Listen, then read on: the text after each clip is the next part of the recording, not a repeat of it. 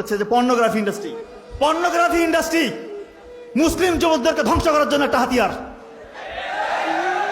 আজকে আমার কাছে হাজার হাজার পেশেন্ট ফোন দিয়ে কান্নাকাটি করে, স্যার কোনো উপায় পাচ্ছি না, কিভাবে কি চক্রে ঢুকে গিয়েছি, আজকে বের হতে পারছি না, অসহায় স্যার, আমি অসহায়, মনে হয় মরে যাই।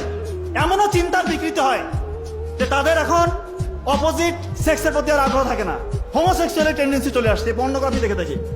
স্যার আমি চাই না স্যার যে একটা ছেলেকে আমার ভালো লাগছে, ছেলে ফোন দিয়ে বলতেছে স্যার আমার অন্য একটা ছেলেকে ভালো লাগতেছে, কেমন কথা, কান্না করে, কিন্তু কোনো উপায় নাই। স্যার আমার মধ্যে ওই চিন্তাটাই আসতেছে না স্যার, আমি যে বিয়ে করবো ওই ওই মানে ওই টাকাটা আমার মধ্যে নাই, ওই আগ্রহটা আমি হারিয়ে ফেলেছি।